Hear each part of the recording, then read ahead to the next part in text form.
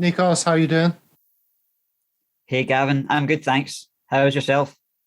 Very well. I realize I've just pressed record and I wanted to make sure that it's this microphone that's working. So can you hear my sound increasing as I go closer to this mic?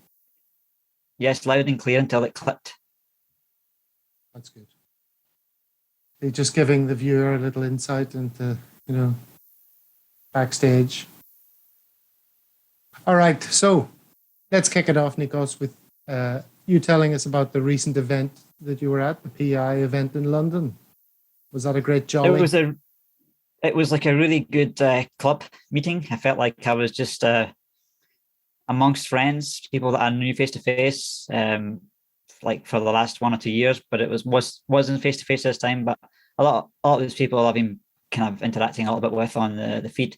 Probably mostly MJ, and it was great to meet everybody there. I didn't really feel that unusual meeting them face to face because I've been interacting with them so much, watching them on YouTube. So some people it did feel a bit strange having everybody in 3D, but for me it was very natural event, and I just basically much behaved the same as I was on the feeds, or just Starting fights? you know. Actually, no fights this time. No. So you were hanging out with MJ and Ralek, I believe. Yes, MJ, Raleigh, Wes, Jay. Yeah, it was a lot of fun. All the Copytraders Club TPH. alumni.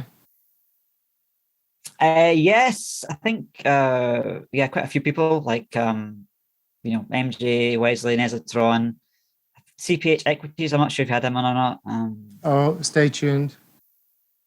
Ishfaq Parali was there. I met him. Jay Nemesis. I met Yanni a couple of times. Yeah, he was quite busy. He was running around all over the place constantly. Yeah, I think he posted a Yeah, lot of pretty much. selfies that night, Yeah. beer in hand.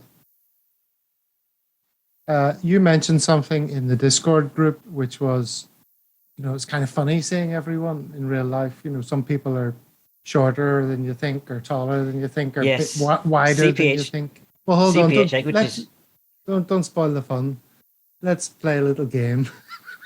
And this isn't about whether people are short or tall or whatever. It's about perception and, whether they were shorter or taller or, you know, bigger or whatever the term is.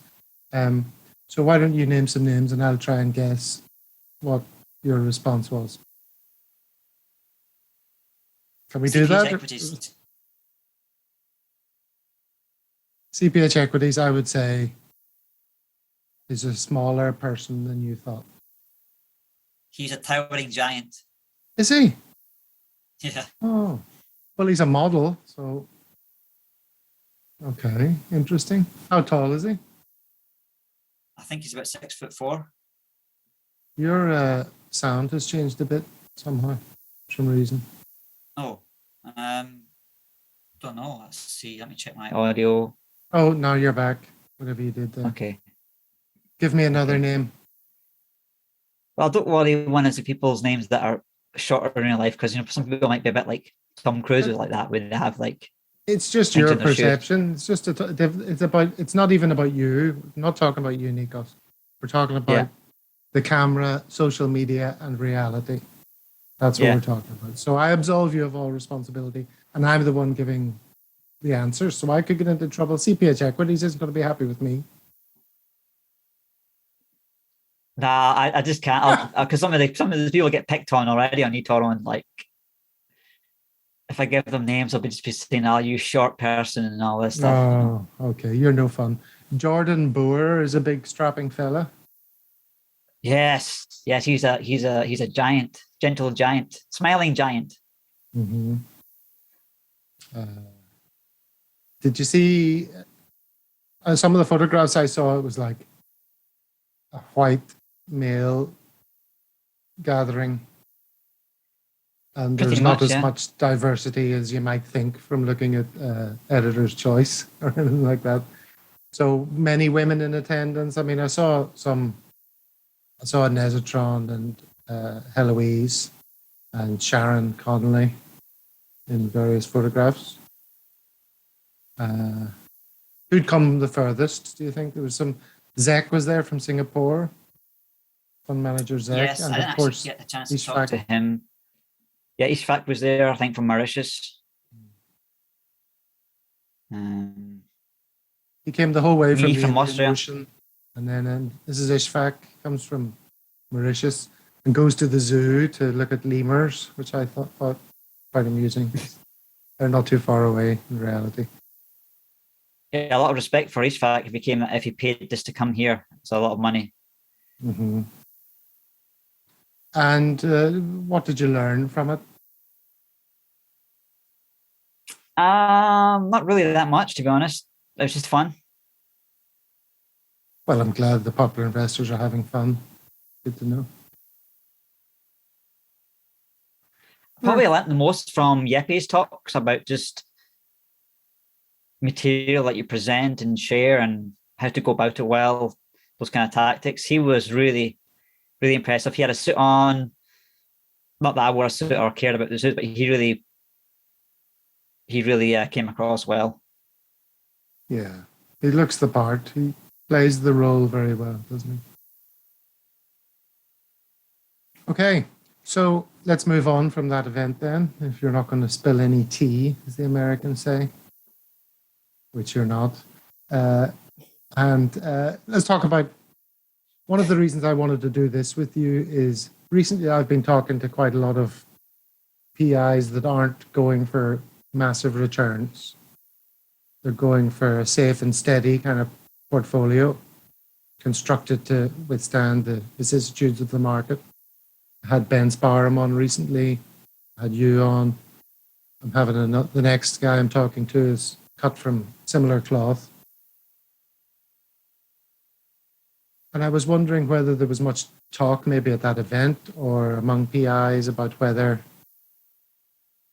this is the time that people who adopt that kind of approach to their portfolio are going to attract more eyeballs. What's your thoughts I on that? didn't hear anything like that, pretty much, because most of the people there that were on stage are down like 20 or 30%, you know. Okay. I've got a hypothetical for you then, right? There's two PIs, let's say, identical in every way, including their annualized returns over a 4-year period, right? Let's say they've both made 40% over those 4 years, for the sake of a number. PI1 has a bad first year, then 2 really good years, and then a mediocre year. PI2 has had 4 pretty dull-looking years, making smallish returns. No one year looks particularly great or particularly bad. All else being equal, what they look like, their profiles, communication, etc. Which one has more copiers? The one with the 2 good years, By a factor of, I don't know, 100 or something. I was going to say 10, probably 10 times more copiers. Now, why is Yeah, that? probably, yeah. What does that tell you about copier mentality, human Basically, nature? people are in it for the quick bucks, right? And they don't understand compounding long term. The average Yeah. retail investor. Yeah, like how many slow and steady types, PI2 types, are at the top of the tree in eToro? I guess it was Oliver Daniel, if you can call his late strategy that kind of stable away. You shouldn't call him Oliver Daniel. Olivier Donvel, I believe you're referring Olivier to. Donville, yeah. I don't actually think I know any of them, to be honest. No, That's what I'm can't saying. I say. mean, that's not to say the guys at the top in eToro aren't good. Of course they are, but you seem to get rewarded for being someone who chases the big numbers and forgiven over time in the great scheme of things for bad years, much more than given credit for slow and steady, tortoise and hare. Yeah, pretty much, yeah. Is that ever going to change? I don't know. It depends what is the most profitable type of popular investor for the platform. You know, if you can make more money by, value investors than the spreads that are generated from high leverage frequent traders, then that'll be promoted. But Interesting.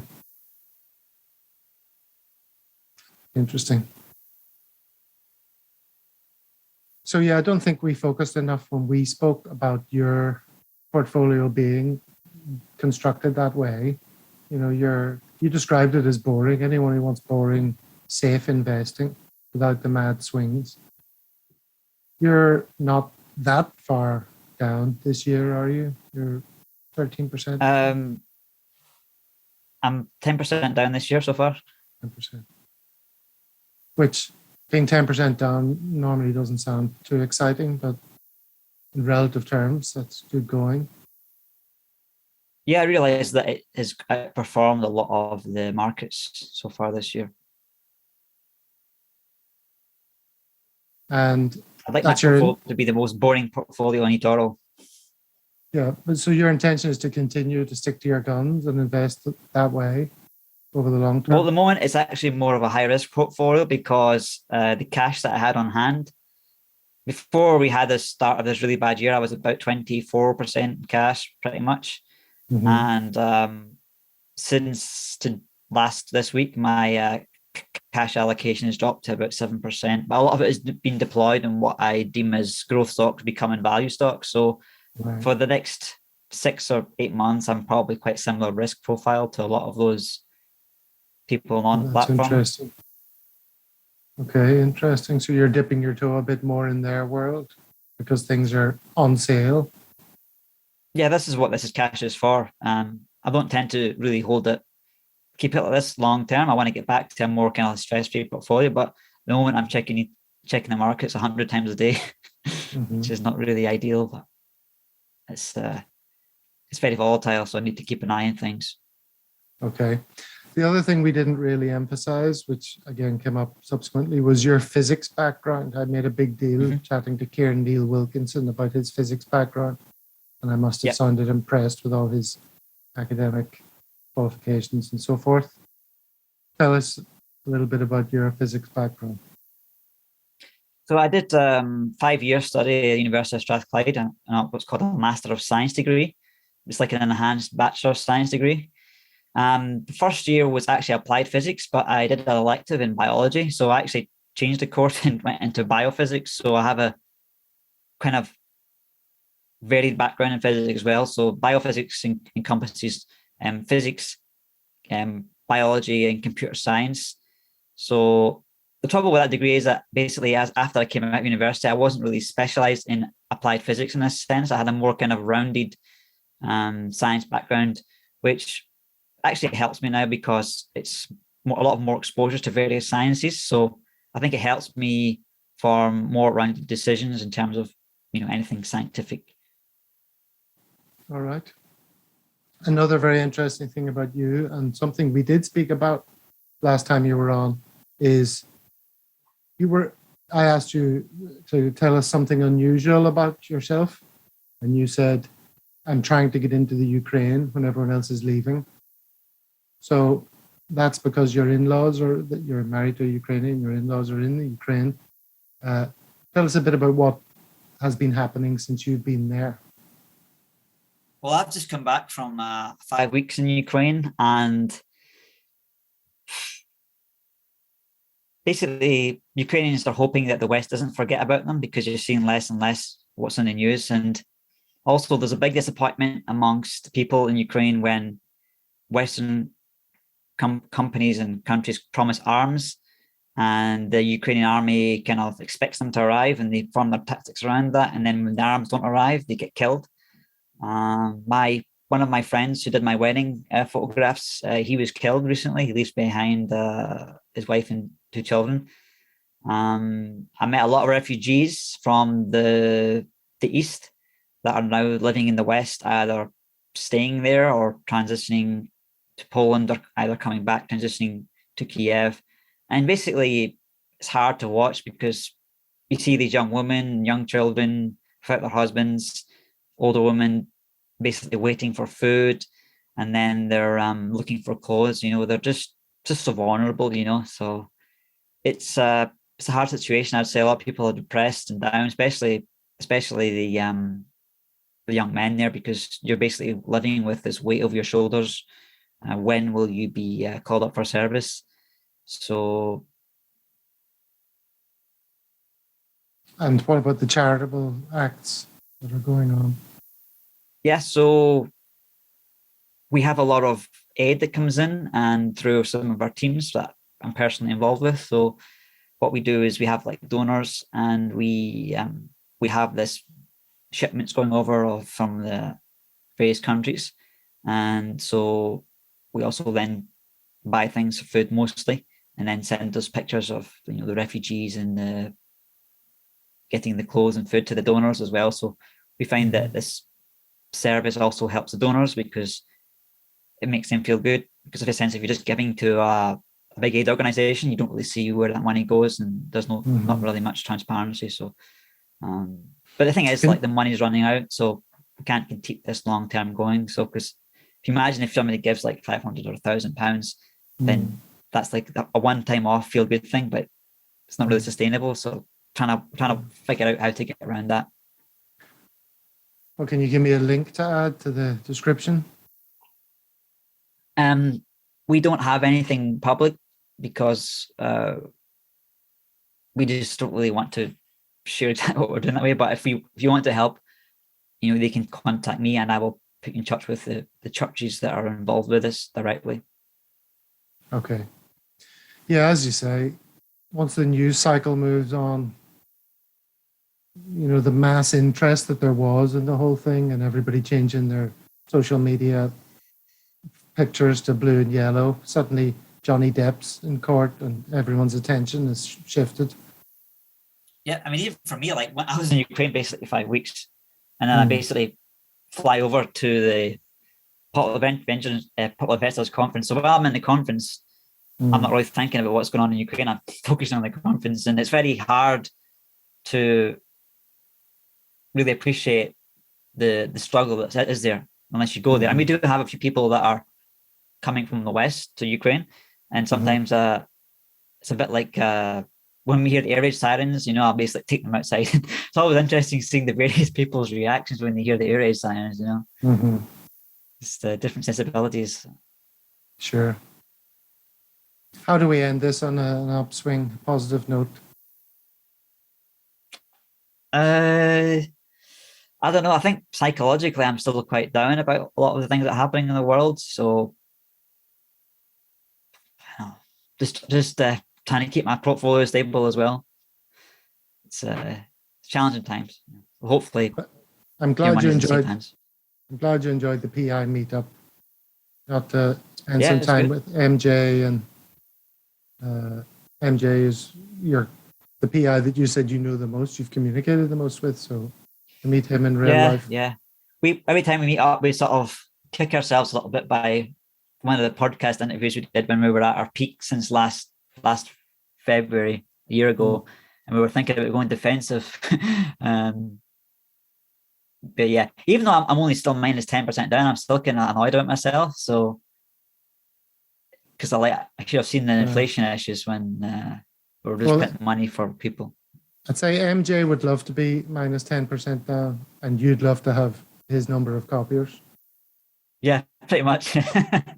And is this the surprisingly short MJ Lux you're talking about? Or? No, he's same size as I thought he would have been, pretty much. Yeah. Okay. You're not for turning.